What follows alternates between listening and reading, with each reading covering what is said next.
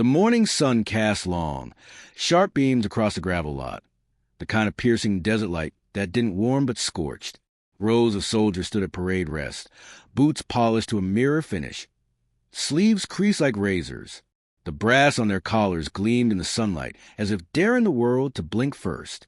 But none of that shine touched Sergeant Elise Ward. She stood at the far end of the formation, half a pace out of line, her combat boots scuffed and dusty. Her fatigue sleeves were rolled tight, hands behind her back, spine straight, but her jacket was faded, just a shade off regulation, and on her left wrist sat an unmistakable eyesore, a rusted old field watch, its scratched face catching glints of light like a broken mirror. It was the only piece of her that seemed alive. Captain Mason strode down the ranks like a man born for command, mid-30s, clean-shaven, eyes cold with ambition. He radiated the kind of energy that sucked the air out of space. Behind him followed First Lieutenant Carter and the rest of the review team, clipboard in hand, eyes scanning for any deviation from perfection. He didn't need long. Sergeant Ward. Mason's voice cracked like a whip across the courtyard. Elise felt the shift in air around her. Head subtly turned, a ripple of alertness passing through formation. She stepped forward with mechanical precision, fists clenched behind her back. "Sir." Mason halted in front of her, posture perfect, jaw tight. His eyes scanned her from top to bottom and stopped at her wrist. "Is that what I think it is?" Elise didn't answer. She didn't flinch either. Carter leaned in, a smirk already forming. "Looks like it survived the war, barely." Mason's voice dropped into a low, mocking register. "I thought we were holding a military roll call, not a swap meet." He stepped closer. "Are you seriously wearing that scrap heap with my officers present?" "It's functional, sir," Elise said calmly. "Functional?" Mason scoffed, then turned toward the rest of the line. "Anyone else think it's functional to show up to formation wearing museum garbage?" Laughter broke out. Quick, mean-spirited. Even the newer recruits joined in. Always safer to laugh than to be noticed. Mason pointed a theatrical finger. "You hear that, folks? Apparently it ticks. So anything goes. Should we all start wearing lucky socks and childhood necklaces while we're at it? Maybe carry teddy bears into field." Elise's eyes remained fixed ahead, but her pulse throbbed. She could feel every breath of the desert wind scrape against her skin. The watch on her wrist, heavy, warm from the sun, seemed to pull her body downward, as if absorbing all the humiliation. "Tell me something, Sergeant," Mason continued.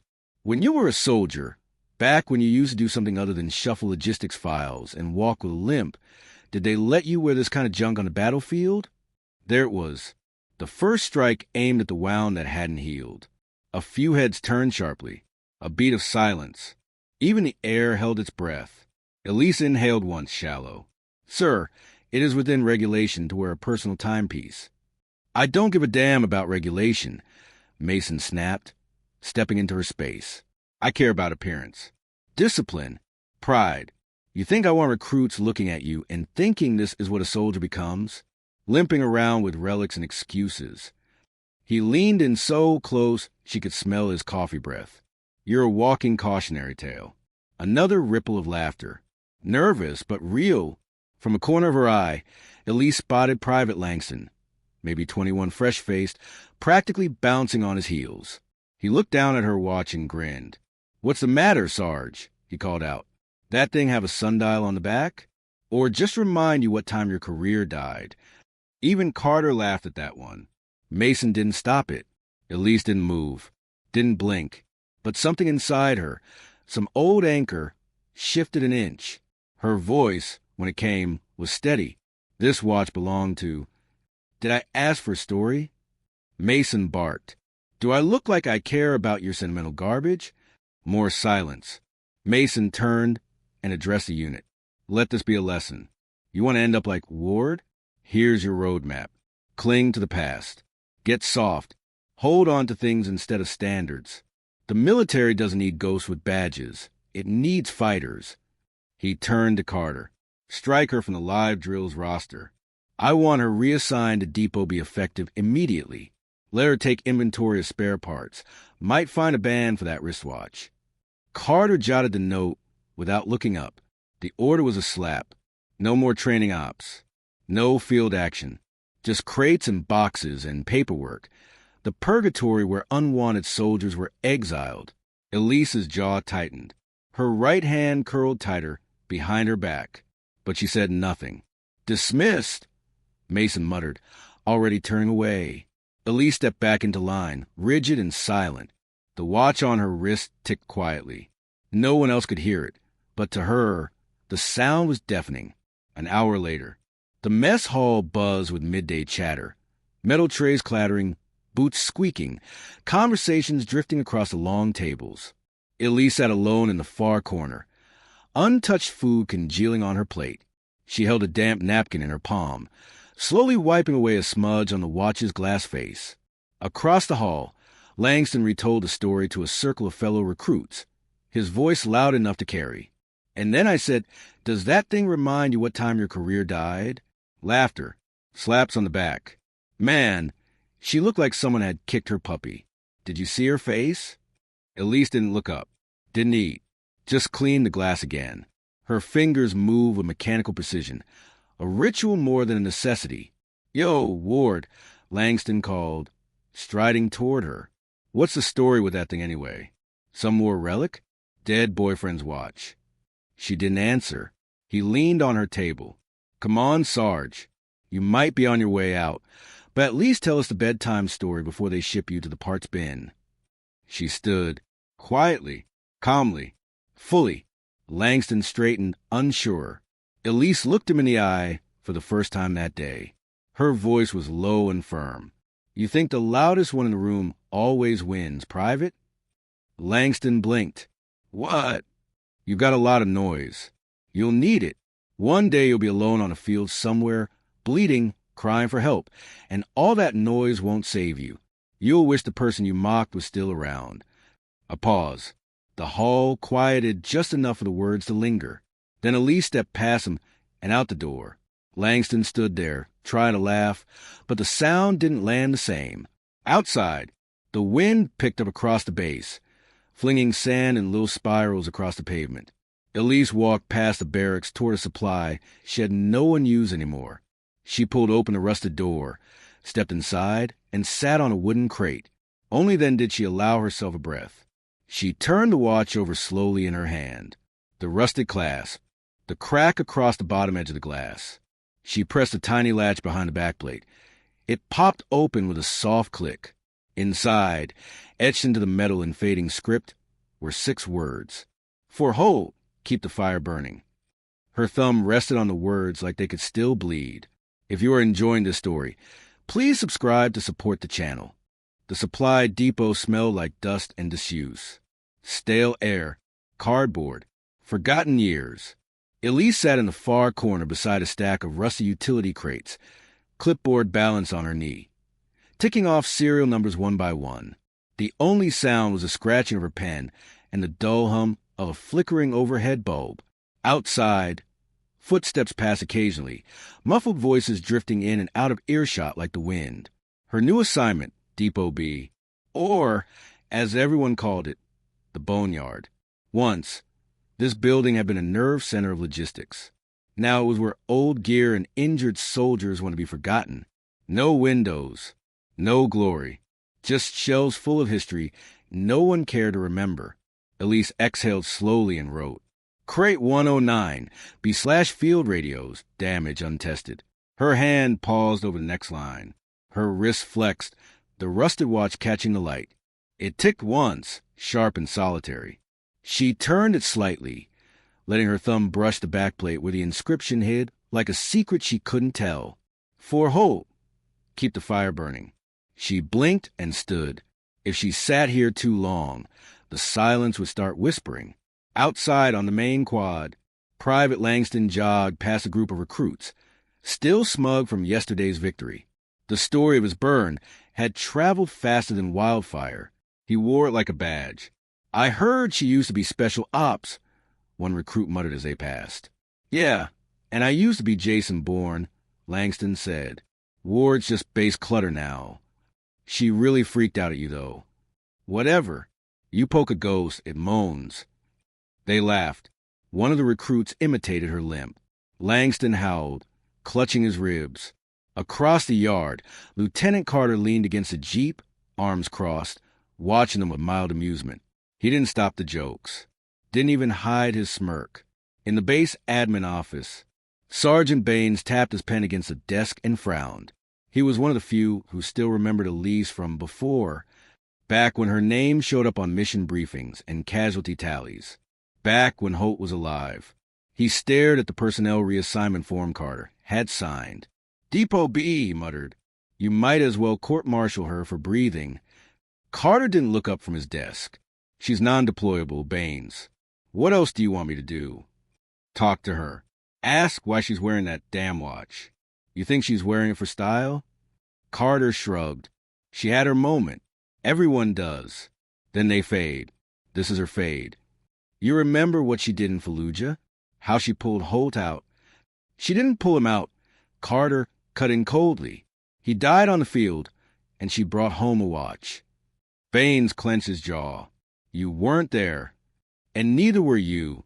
So let's not rewrite history. She's compromised, doesn't listen to command, starts confrontations with recruits. I don't need sentiment. I need soldiers who follow orders." Baines stared for another second, then stood and walked out, shaking his head. Behind him, Carter returned to his paperwork like it was just another checkbox. Later that evening, Elise stood under the base's only working shower in the depot barracks. Cold water dripped in tired intervals, more of a leak than a stream, but she didn't flinch. She scrubbed the dirt from her hands with surgical precision, like she was still in a field hospital somewhere, trying to get blood out from under her nails. The bruises from the morning still echoed, not on her skin, but somewhere deeper. Her whole life had been built on composure, calm, control, and yesterday she let them get to her. Not just Mason, not just Langston. The silence had started whispering again.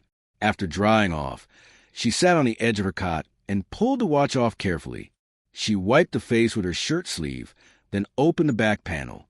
The note she kept tucked inside, yellowed, creased, soft at the edges, was still folded neatly behind the backing. She unfolded it slowly. "Elise, if this letter finds you, then you already know. I never doubted you'd make it out. Don't let them forget me. But more than that, don't let them forget you. Keep the fire burning. Holt." She folded it again, slid it back, clasped the panel shut. Her chest ached with a pressure she couldn't put into words. Next morning, drill field briefing. Even on probation, Elise still had to report to morning formations. She stood in the back, eyes lowered, arms behind her back, coat zipped high.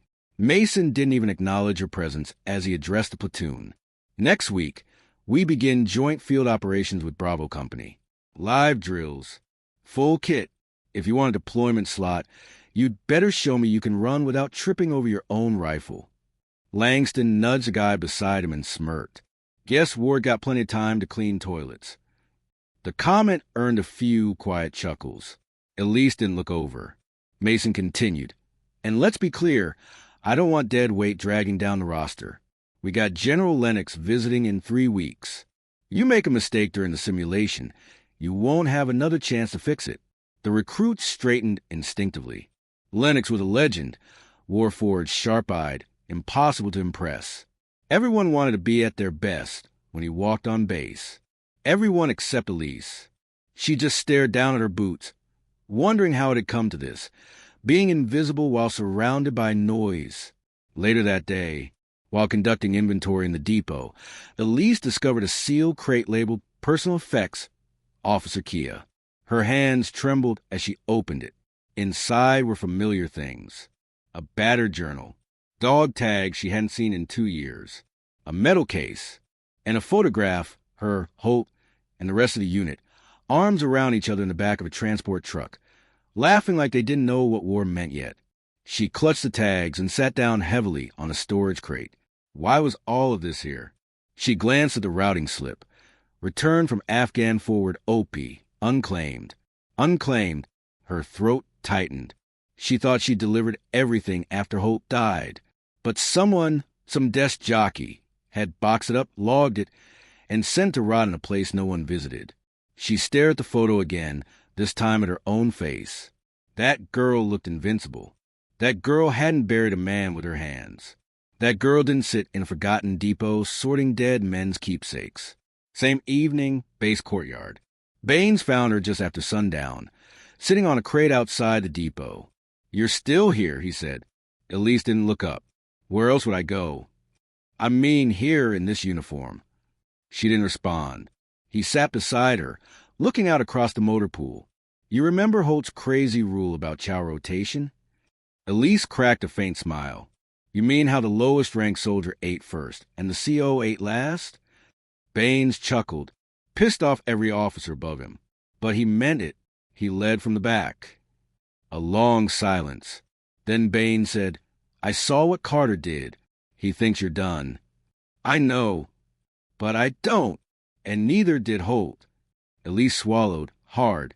"He gave me this watch when he bled out of my arms. Told me to get it home. I kept it because I didn't know where home was." Baines was quiet for a long time. Then he nodded toward the barracks.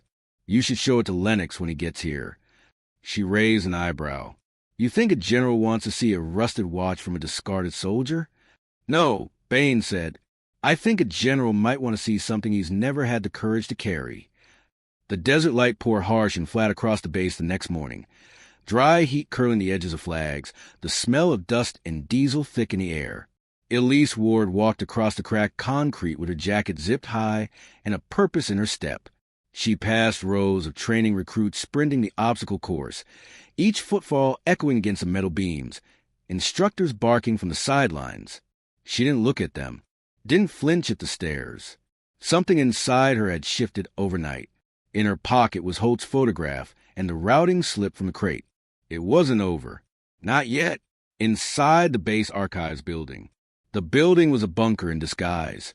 Cinder block walls, cooled air, rows of locked cabinets and silent computers.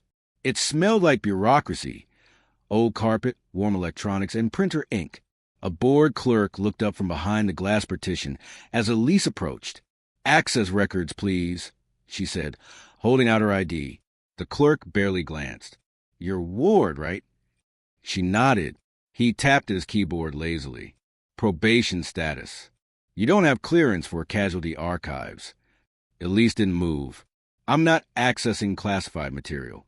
Just personnel effects, routing history. Inventory from forward OP Bravo." The clerk gave her a tight smile. "Still need battalion-level approval." "LT Carter's not going to give it." "Then you're out of luck." She held up the photo. The man in the center died, saving 3 of his men. His belongings were dumped into a crate and mislabeled. "If you don't think I'm owed 30 seconds to look into what happened, rules are rules, Sergeant." She exhaled slowly through her nose. Her voice dropped. "What's your name?" The clerk blinked. "Excuse me?" "I asked for your name, private." He swallowed. "Harley. Harley. One day you'll be out there. Maybe bleeding. Maybe dying. Maybe wondering if someone back here gave enough of a damn to tell your mother where your tags ended up." The silence cracked like a twig between them. He didn't say anything for a moment. Then quietly he turned his screen toward her. "You didn't see anything," he said. Elise stepped behind the glass. Minutes later, in the back of the archive room, she scrolled through old digital inventory logs, dusty, gray font relics of forgotten battles. She searched through supply drop manifests, field hospital transfers, personal effects logs. Finally, there was subject, CPT Raymond Holt. Status, Kia, Operation Firewatch. Personal effects received. Watch, dog tags, pocket journal, letter unclaimed. Recipient, not applicable. Elise stared at the screen. The letter, she hadn't imagined it. She had it now. But officially, no one had ever received it. No family. No record of next of kin. Her throat tightened. The watch ticked once on her wrist. Flashback. 2 years earlier. Afghanistan.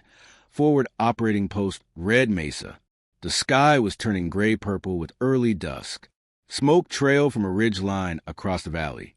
Gunfire popped in the distance like dry fireworks. Elise crouched behind the shattered wall of a burned-out compound, Blood smeared across her sleeve. Her hands pressed tightly against Captain Holt's abdomen. He was dying. "You're going to be fine," she whispered. His eyes stayed steady, never blinking, never flinching. "No, I'm not," he said, too calmly. "And that's okay. Don't talk. You always say that when I'm right." She tore open another bandage. The wound wouldn't clot. Arterial. Too deep. Too fast. Too late. "Listen." Holt reached down with trembling fingers and unclasped his watch. "You have to take this." "No. Elise." "I said no. You're not saving me, but you can carry me." She looked at him, shaking her head. "You get this home." Holt said, "You get it where it needs to go. Don't let it get buried in AF **** ING supply crate like the rest of us. I'll get you out of here." "You already did." He pressed the watch into her palm, and as her hands shook, as the light in his eyes began to fade, he whispered, "Keep the fire burning." Back in the present, Elise stood silently in the archive room, head lowered, fists clenched around the photo. The letter Holt had written, the one she had carried, unread, for 2 years, had never been officially delivered, because there was no one to deliver it to. Holt had no surviving family, no next of kin, just the unit, just them. He had passed her the watch not as a memento, but as a tombstone. That night in the barracks, rain fell for the first time in weeks, soft, hissing droplets on the tin roof, like static over silence. Elise sat on her bunk, the letter unfolded in front of her, the creases so well-worn they threatened to tear. She read it again. "Don't let them forget me. But more than that, don't let them forget you." The lights flickered as thunder rumbled far off. She tucked the letter back behind the panel on the watch and latched it shut. There had to be someone who remembered. Next morning, drill field. The training exercise had been set up like a real combat zone. Simulated ordnance, obstacle courses, pop-up targets. Mud from the night's rain turned the dirt into slick sludge. Lieutenant Carter watched from a raised platform, clipboard in hand. Langston stood at the start of the course with his team, vest strapped on, face cocky. "All right, remember," Carter called. "You're on point, Private. You screw this up, you won't touch deployment for a year." Langston nodded. "Roger that, sir." From across the field, Elise watched quietly. She wasn't on duty, just observing, watching how they moved, how they thought they were invincible. Langston took off down the course, yelling commands to his teammates. They reached the ravine obstacle, a steep incline lined with rope netting. Langston climbed first, shouting back over his shoulder, "Don't slow down just 'cause it's wet. Move." Halfway up, his foot slipped. He lost grip, tumbled, landed hard at the bottom, back against the rock, leg twisted under him at a wrong angle. He screamed. The instructors didn't move at first. It was unclear if it was part of the simulation, but Elise knew that sound. She was sprinting before anyone else realized what had happened. By the time Carter reacted, Elise was already sliding into the ravine, boots skidding on the mud. Langston was writhing, white-faced. "My knee. F***, my knee." "Stay still," she barked, checking his pulse, pressing down on his thigh. "You tore something. I need to stabilize it." "Get off me. You're not cleared for this." "Shut up." She moved with surgical precision. A field splint from 2 snapped branches, gauze from her own jacket pocket. She wrapped, secured, checked vitals again.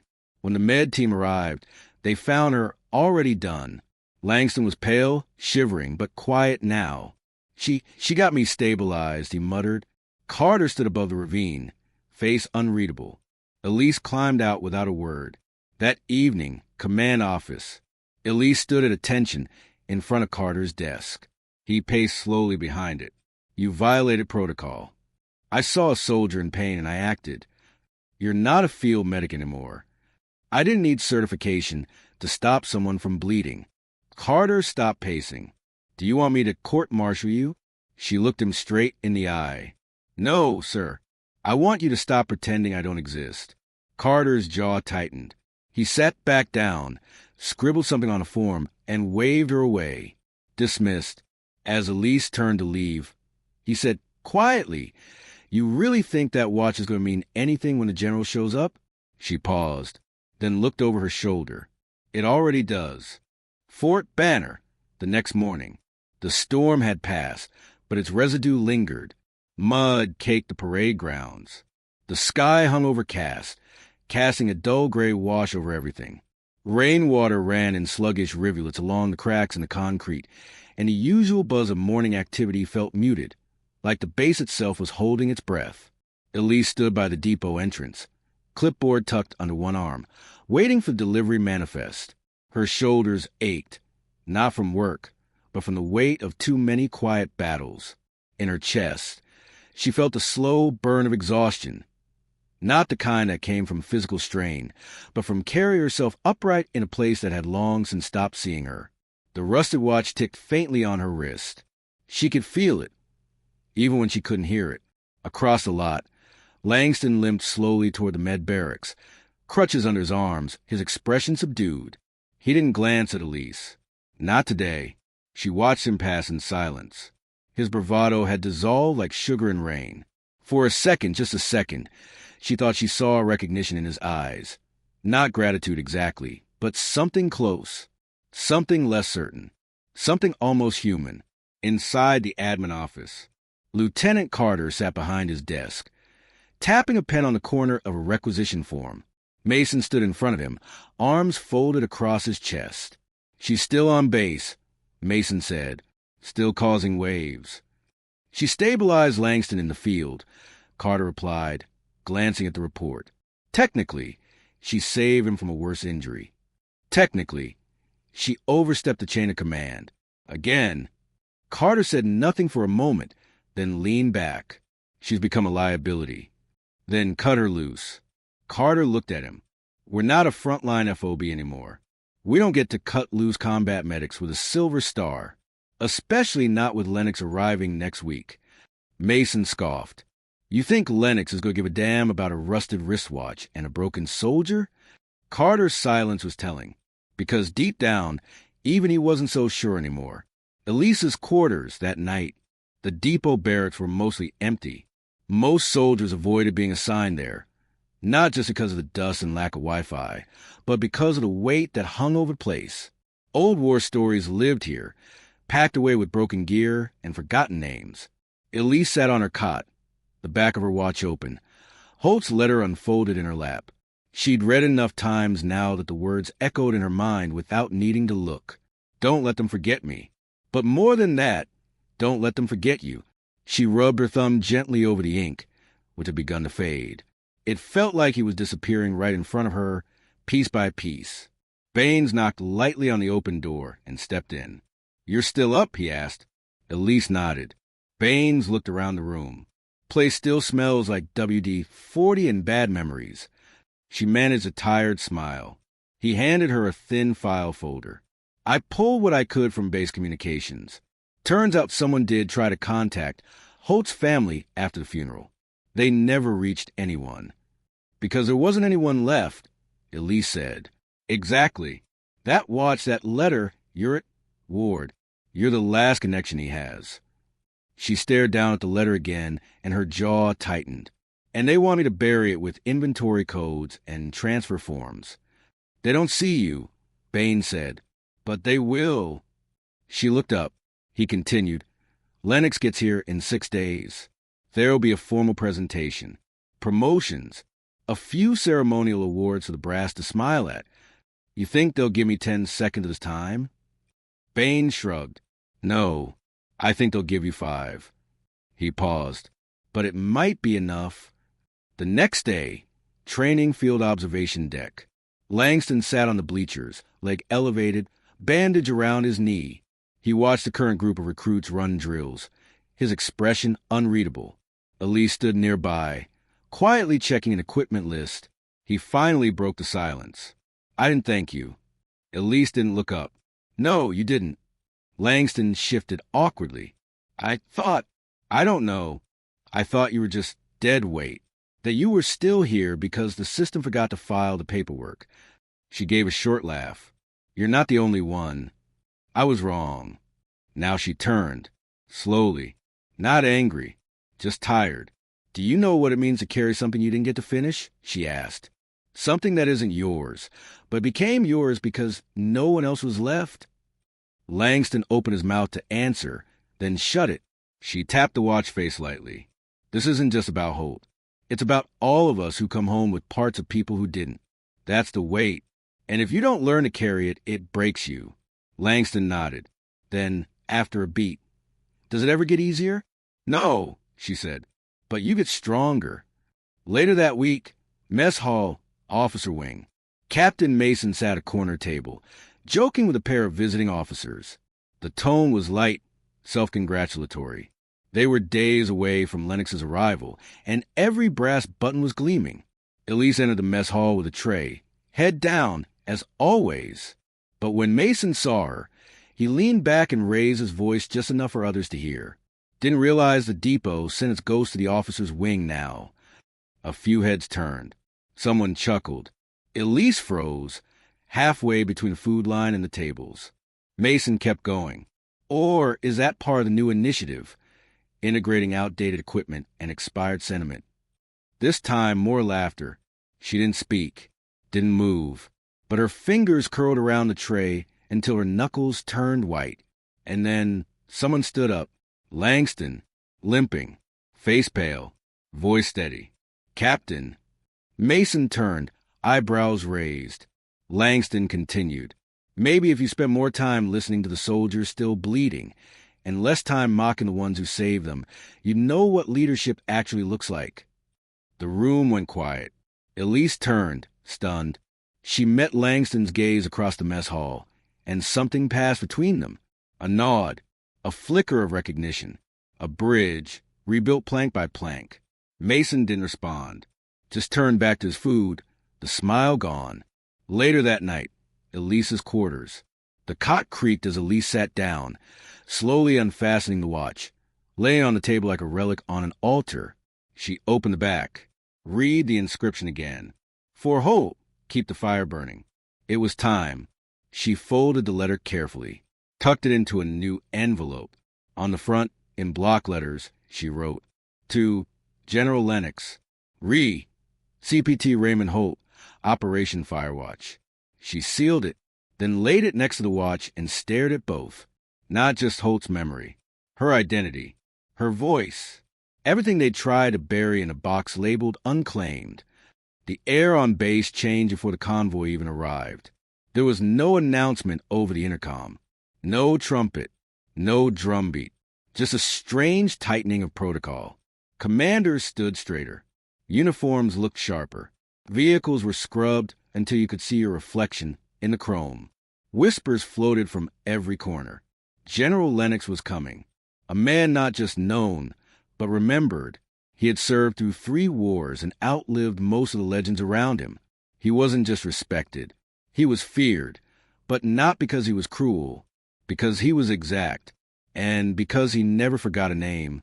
Elise Ward stood at the edge of the tarmac, watching from behind a barrier of junior officers and press photographers. She wasn't cleared for the main welcoming party. Didn't need to be. She only wanted one thing, to see his eyes. The convoy approached under escort, black SUVs gliding like sharks across the pavement.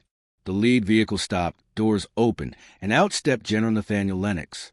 Broad-shouldered, gray hair cropped tight, uniform flawless, but unflashy. The moment he appeared, the air seemed to compress. He scanned the line. No words, just a nod, and the men around him straightened instinctively. Elise's fingers clenched the envelope in her hand. It contained Holt's letter, and everything she hadn't said in 2 years. She had rehearsed this moment for days. But now, standing this close, she felt her courage thin at the edges. Lennox didn't smile, didn't wave. He moved with the patience of a man who had seen too many battlefields and didn't owe charm to anyone. She watched him pass. Her pulse drummed in her ears. He didn't see her. Not yet.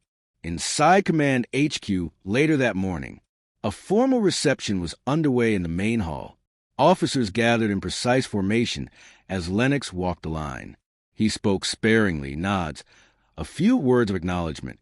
Every detail was choreographed. Captain Mason was front and center, of course, grinning like a politician. Carter beside him, clipboard clutched like a shield. Elise stood at the back in the shadows, out of formation but not absent. She had tucked Holt's watch into her front pocket, hidden under her fatigue blouse. The envelope with the letter was in her hand, thumb pressing into the seal like a trigger. She scanned the room. There wouldn't be a second chance. If she was going to do it, it had to be now. General Lennox, sir. Captain Mason stepped forward with rehearsed stiffness. It's an honor to welcome you to Fort Banner. We prepared a full demonstration of. Lennox cut him off with a raised hand.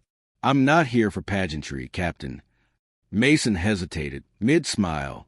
I want to see the men and women on the ground, the ones doing the work. Mason nodded quickly. Of course, sir. We've arranged a joint drill simulation for this afternoon. I'll lead the briefing. Good. I'll observe. Elise took a breath, then stepped forward. Every head in the room turned. She crossed the hall with slow, measured steps, standing tall as her boots echoed against the marble floor. She stopped in front of Lennox and saluted. Sergeant Ward, sir, requesting permission to speak. Mason opened his mouth. Ward, you're not. Lennox raised a hand again. Mason fell silent. Lennox studied her face with sharp, analytical eyes. Go on, Sergeant. Elise handed him the envelope. This was written by Captain Raymond Holt, sir. He died 2 years ago during Operation Firewatch. His effects were never properly processed. The letter was meant for you. Lennox didn't take it right away. He stared at her, not with suspicion, but something colder, recognition. He gave you this? Yes, sir. He finally took the envelope and turned it over, reading the name. Slowly, he opened it and pulled out the folded paper. The room stood still. He read silently. Seconds ticked by. No one moved. When he looked back up, something behind his eyes had shifted. A flicker of pain. Or memory. Or both. You carried this for 2 years, he asked. Elise nodded. He asked me to bring it home. I didn't know who home was until now. Lennox stepped closer. Did you serve under Holt long? Long enough to remember every word he ever said. A pause. Then Lennox said, And the watch? Elise unbuttoned her top pocket and pulled it out slowly, offering it without ceremony. Lennox took in both hands like it was made of glass. He turned it over, pressed the clasp. The back popped open with a soft click. And there it was, the inscription. To Holt, if it ends here, know that you change me. Lennox. The room fell into stunned silence. Elise stood motionless. Mason stared, jaw slightly slack. Carter blinked, glancing between the general and Elise as if unable to process what he was seeing. Lennox closed the watch. He didn't speak for a long time. When he did, his voice was low, not quiet, just deliberate. I gave him this before his last deployment. I told him if we didn't both make it back, at least one of us should carry the memory. He looked up, and for the first time, there was a crack in the marble facade of the man everyone feared. He stepped forward and spoke to the room. This woman carried a man the rest of us mourned. While you mocked her, she was fulfilling a promise the rest of you were never burdened with. No one moved. No ceremony. No funeral. Just her and this watch. That's a weight most of you wouldn't last a day under. He turned to Elise. You're not forgotten, Sergeant. You never were. He handed the watch back to her, but this time he saluted her, the general, saluting a sergeant. The silence in the room became reverent. Mason looked like he might evaporate. Carter looked at his clipboard like it had betrayed him. Lennox turned back to the gathered officers. I want her reinstated. Fully. Field duty. Combat clearance. Whatever she requests. Then to Elise, you'll lead tomorrow's simulation with me. Elise blinked. Sir, you heard me. And just like that, the room shifted.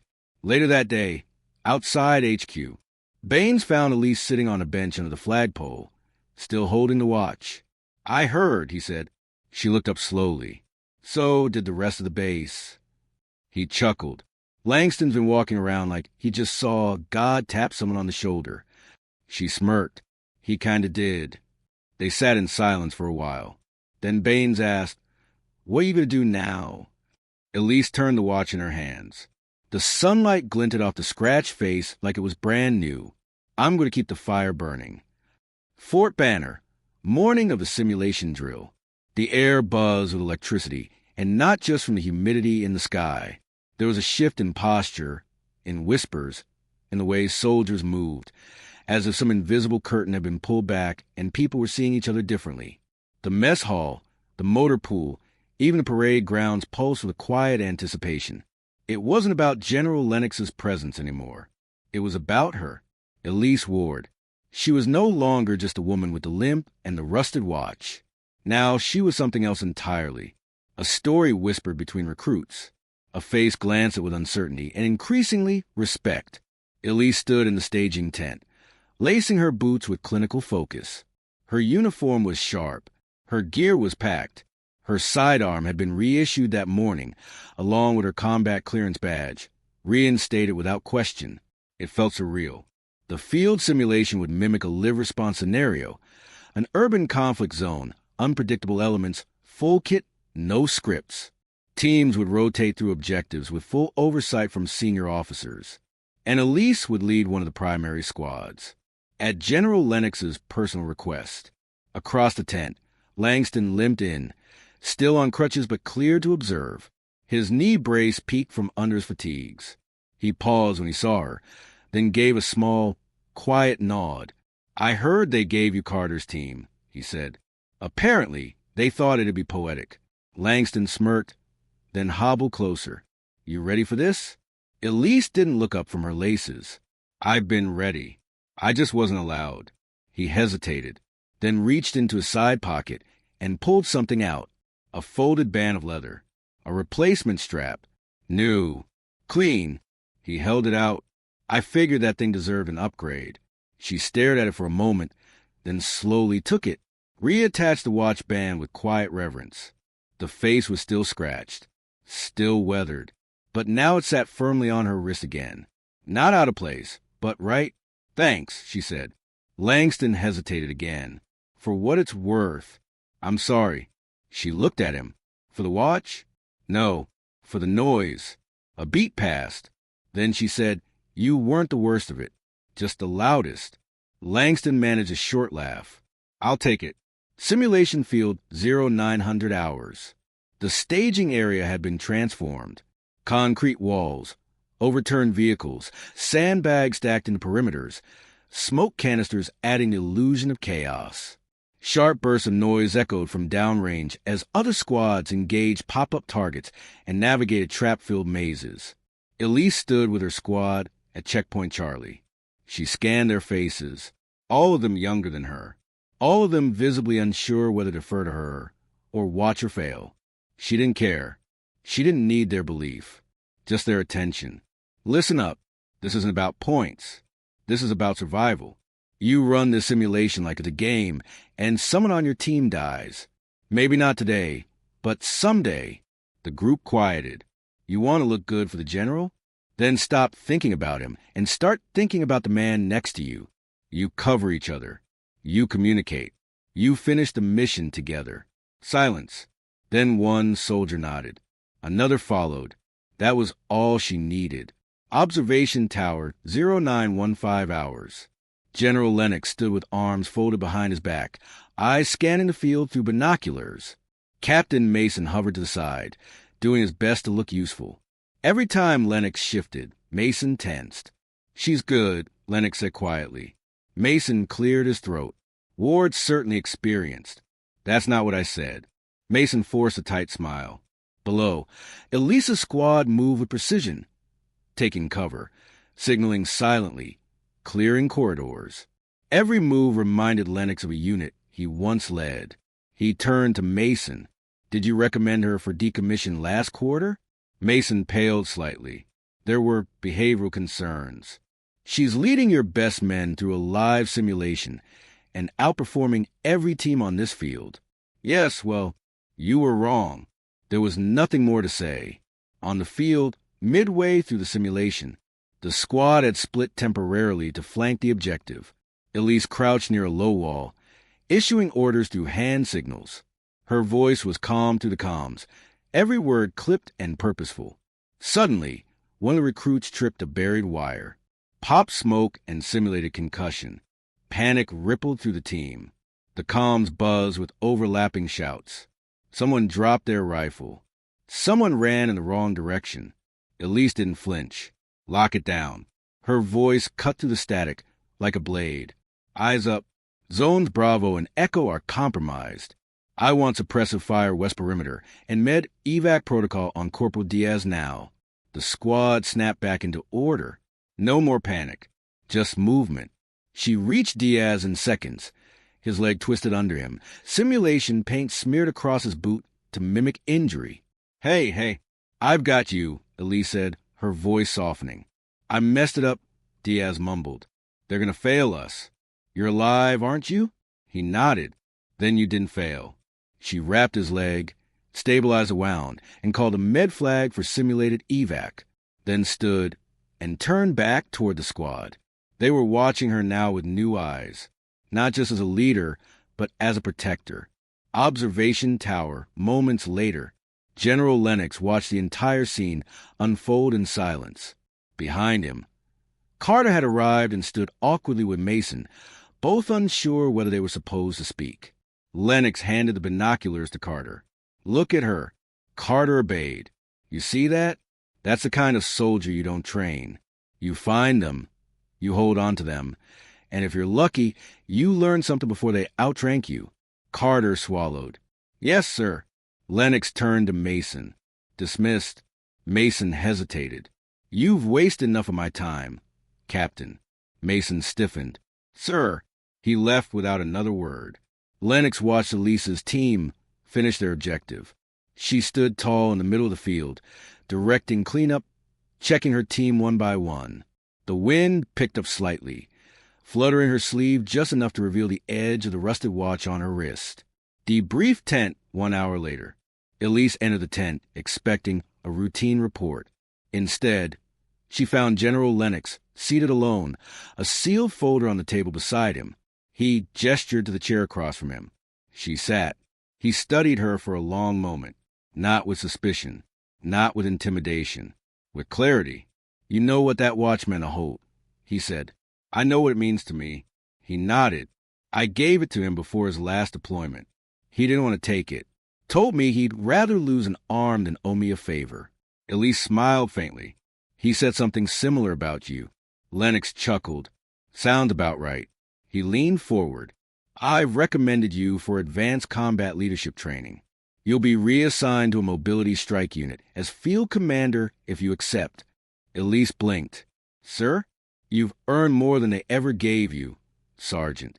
You carried what they couldn't. You became what they failed to recognize. She looked down at the watch. I didn't keep it because I wanted to. I kept it because I didn't know what else to do. And you still brought it home, Lennox said. That's what matters. He slid the sealed folder across the table. Welcome back. She picked it up. I never left. That evening, Fort Banner Memorial Wall. The sun dipped below the horizon, casting gold light across the names etched into stone. Elise walked slowly, watch on her wrist, folder in hand. She stopped in front of Holt's name, ran her fingers over the carved letters, then opened the folder and pulled out a fresh photo, a new one, her squad. Today, standing together, sweat-streaked and smiling. She taped it beside the name. I did it, she whispered. The watch ticked once on her wrist. Fort Banner, 3 days later. The shift wasn't sudden. It didn't arrive with fanfare or cheers. It moved quietly, like respect does when it's real. The first change was subtle.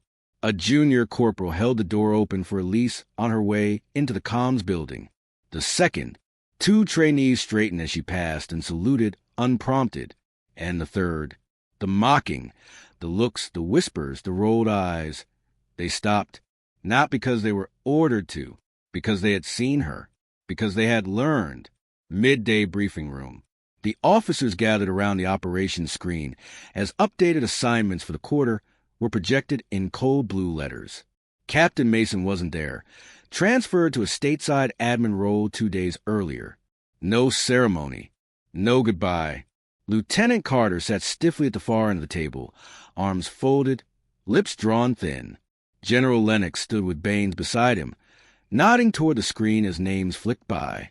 Promotions, reassignments, squad leaders. Then, Team Echo, assigned commander, SGT Elise Ward. The room quieted. A few officers exchanged glances. One even allowed himself a nod. Carter didn't speak. Lennox tapped the screen once. "She'll be leading our next live field deployment," he said, "and I expect no interference. If anyone questions her qualifications again, question mine." He turned away. Meeting adjourned. Elisa's new quarters that evening. Her new room was small, but clean. Sunlight poured through the narrow window in slanted gold beams, catching on the fresh polish of her boots and the shine of her newly issued gear. The rusted watch sat on her desk, just where she'd left it.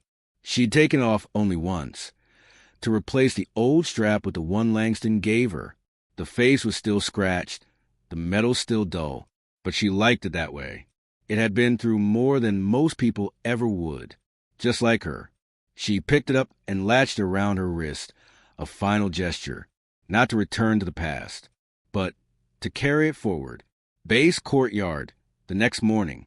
Elise stepped into the sunlight to find Langston waiting near the bench outside the main building. He stood slowly, balancing without his crutches now. A bit stiff but determined. "Nice room?" he asked. She smirked. "Windows. Doors. Heat. It's practically a resort." He nodded toward the courtyard. "You know, I used to think this place was just a checkpoint, a stepping stone to somewhere better. But now..." He trailed off. She waited. "Now I think it's where I learned how to shut up and listen." She chuckled softly. He pulled a small envelope from his pocket and handed it to her. "I'm transferring to logistics, support once I'm cleared. It's a step down, and maybe that's what I need. But before I go..." She opened the envelope. Inside was a single sheet of paper, a handwritten apology, and at the bottom, "I mocked what I didn't understand, and that makes me the weakest man in the room." She looked up. Her eyes shimmered. "I'm proud of you," she said quietly. "And for the record, you weren't the weakest, just the first to admit it." They shook hands. No more resentment, just the weight of shared experience and the quiet bond it forms. Later that week, field instruction grounds. A new unit had arrived for training, fresh from basic, green as spring leaves, wide-eyed and full of questions. Elise stood at the front of the formation with a field rifle slung over her back, sleeves rolled and boots coated in red dust. Baines stood beside her, arms folded. "You're enjoying this, aren't you?" he muttered. She gave a half-smile. "Little bit." He turned toward the recruits. "You're lucky. You get to learn from someone who's seen every kind of fire there is, and walked out holding the match." Elise stepped forward. "I'm Sergeant Ward," she said, voice strong. "Before you ask, yes, I limp. No, I don't need help. And if you're here thinking I'm going to give you a speech about honor and bravery, save your breath." She scanned their faces. "I'm here to teach you how to save lives. Because when you're in a hot zone, with bullets screaming and someone's blood on your hands, honor won't carry you. Bravery won't shield you, but training will." No one spoke. Then a hand went up. A young woman in the back. "Ma'am, what's with the old watch?" Elise looked down at her wrist. She walked over, lifted the girl's hand, pressed the back of the watch into her palm. "It belonged to the bravest man I ever knew. He didn't make it back, but this did. And now, it keeps time for both of us." General Lennox's office, later that day. Lennox sat at his desk, going over deployment assignments. Elise knocked once, then stepped in. "You asked to see me, sir?" He nodded. "Close the door." She did. Lennox reached into a drawer and pulled out a box, set it on the desk. "After Holt died, I recommended him posthumously for the Valor Cross. Took 2 years of pushing, but it came through." He opened the box. Inside, the metal gleamed under the light. Silver and blue, simple and heavy with meaning. "He wanted it delivered to you." Elise blinked. To me, he knew he wouldn't make it. Said if someone had to carry the memory, he'd rather it be you than a ceremony. She stepped forward and took the medal in both hands, her fingers trembling slightly. "Thank you," she whispered. "No," Lennox said. "Thank you for keeping the fire burning." Fort Banner Memorial Wall. Evening. Sunset bled across the desert sky in warm hues of gold and blood orange. Elise stood in front of the memorial wall again, this time with the Valor Cross pinned to her uniform and the photograph of her new squad in her pocket. She traced Holt's name again with her fingertip. A few moments later, Langston appeared, leaning gently on a cane. He stood beside her in silence. After a while, he said, "You ever feel like the ones who didn't make it still walk with us?" "All the time," she answered. He looked at her. "Do you think they'd be proud?" She glanced at the watch. "Tick, tick. I think they already are." Training grounds. Sunrise. The next morning, Elise walked across the gravel with her squad behind her. Recruits watched from the sides as she strode to the front of the parade square, wind lifting the edges of her fatigued blouse. The old watch gleamed faintly on her wrist. The inscription hidden beneath its backplate had already changed the course of everything around her, not because of the words, but because she had carried them when no one else would. Now she stood not in the shadows, but in command. A voice over the loudspeaker called out the daily orders. Elise turned to her squad. "Let's go earn our names." And together they moved forward. Fort Banner, 2 months later. Dawn broke across the base like a quiet promise. Soft light creeping over the barracks' rooftops, catching on the tips of flagpoles and casting golden reflections across the morning dew. The familiar hum of reveille blared through the intercoms, but the air felt different now, brighter, lighter, earned. In the courtyard, soldiers began their routines, stretching, jogging, running drills. Among them, a new batch of recruits moved stiffly in their freshly issued gear, eyes wide, ears perked, trying to find their place in the hierarchy of steel, sweat, and silence. They didn't know the stories yet. Not all of them. But they would. Elise Ward stood at the edge of the training grounds, arms crossed, boots planted in the dirt, the watch visible just beneath the rolled cuff of her sleeve. A gust of wind lifted her hair slightly, and she squinted into the rising sun. Behind her, Sergeant Baines approached, carrying a clipboard and a thermos. "They're green," he said, nodding toward the recruits. "Too clean. Still looking for the restroom before the threat." "They'll learn," Elise replied. Baines handed her the thermos. "You always did prefer coffee over pity." She took a sip, smiling faintly. "Still do." He glanced at her wrist. "Still wearing it?" "Until it stops ticking," she said. Baines nodded. He didn't have to ask why. He never did. Training hall, briefing room. Inside, the recruits sat in tight rows, notebooks on their laps, some scribbling nervously, others trying to look like they weren't panicking. At the front of the room, Elise clicked through a slideshow of field medical protocol, arterial bleed clamps, emergency wound triage, evac signal timing. But she wasn't just teaching procedure. She was teaching presence. Calm. Focus under chaos. "Any of you can memorize steps," she said. "That's not what keeps someone alive. What keeps them alive is you. Staying present, staying precise, and staying human when everything around you forgets how." A hand raised near the back. A young woman with close-cropped hair. "Sergeant, is it true what they say? That you carried a letter for 2 years without opening it?" Elise's gaze flicked toward the girl, sharp but not unkind. "Yes. Why didn't you read it?" She paused. "Because it wasn't mine to read," she said. "It was mine to carry. And that's what we do.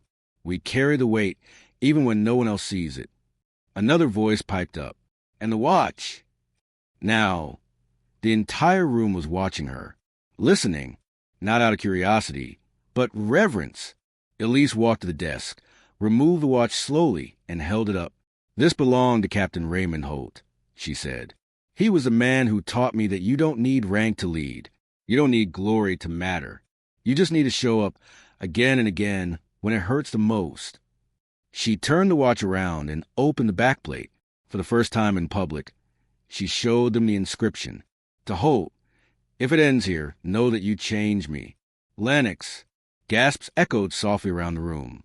He gave it to me as he died, she said, and told me to get it home. He didn't mean a building. He meant here. She tapped her chest, then pointed toward them. And here. Later that day, command hallway. Elise walked past a newly installed photo wall, part of General Lennox's initiative to honor living soldiers, not just the fallen. In the center hung a new framed photo, Elise and her squad in full gear, mid-exercise, dirt-covered and grinning. Below the photo was a plaque. You don't always get to choose the burden, but you can choose to carry it. Escheat Eward. As she passed it, she found Carter standing off to the side. He straightened when he saw her. Sergeant, he said. Lieutenant. A pause. Carter cleared his throat. I reviewed your latest deployment brief. It's deficient. Surgical, really. She raised an eyebrow. Did you expect it to be sloppy? Carter smirked. No, I expected it to be better than mine, which it was. She said nothing. He stepped closer. I was wrong. You know that. She nodded slowly. You were? I thought strength meant silence. Coldness. But you showed everyone what it actually looks like. Not everyone, she said. Carter chuckled. No, but most of us are catching up. Warehouse depot, evening. The old supply depot, once dusty, forgotten, and dimly lit, now had new motion. Shelves were organized. Gear was inventoried. Lights worked. Langston stood near the entrance, clipboard in hand. He wasn't limping anymore. When Elise walked in, he grinned. Look at you. Actual authority. You get your own coffee pot yet. Still stealing yours, she replied. He gestured to a new rack of tag crates. Turns out I'm not so bad at logistics. Who knew? She gave him a sideways glance.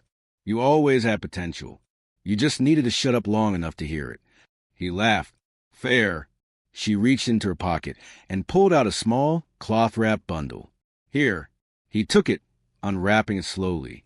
Inside was an old, battered compass. Not military-issued. Just personal. Well-used. The metal casing was dented, and the needle jittered, but it still pointed north. Langston looked at her, confused. It was mine, she said, when I was still learning which direction was forward. Figured it's time someone else held it for a while. Langston swallowed hard. You sure? Just carry it, she said. You don't have to fix it. That weekend, Fort Banner's Community Hall. For the first time in the base's history, an open memorial and recognition ceremony was held. Not just for the fallen, but for those who carried them home. General Lennox stood at the podium. Gray suit instead of uniform, voice as steady as ever. He held up a folded letter. This letter was written in the dirt of war. It never saw a mailbox, never got a stamp, but it was delivered, carried across years, doubt, silence, and disrespect. He turned to Elise in the front row. She carried it, and by doing so, she reminded us that leadership doesn't always wear brass. Sometimes it wears rust. Applause filled the room, but Elise didn't stand. She just bowed her head slightly, one hand resting on the watch, the other curled tightly around the corner of her chair. Baines leaned in. "You're gonna cry," he whispered. "I'll kick your ass," she muttered back. They both smiled. Museum wing at Fort Banner. A small glass case had been installed beside the Hall of Legacy. Inside sat the watch, its new strap still attached, the face still scratched, the inscription visible under a soft spotlight. Beside it was a simple plaque, the weight she carried. To Holt, if it ends here, know that you change me. Carried by Sergeant Elise Ward and never dropped. A group of young cadets stood before it, whispering. Who was she, one asked. Another read from a small guide pamphlet. She was just a sergeant, the cadet said, but she made legends remember their promises. Outside, under the morning sun, Elise walked the perimeter one last time. Her orders were in a new unit, forward deployment medical strike team. But this time, she wasn't returning as a memory. She was going to lead. The rusted watch now sat in the museum, but its weight lived on in her chest. Lighter now, Carried, not suffered. She looked out across the base, the place that had tried to forget her, then remembered just in time, and whispered, without needing anyone to hear, "The fire is still burning." If you like this story, please subscribe to support this channel.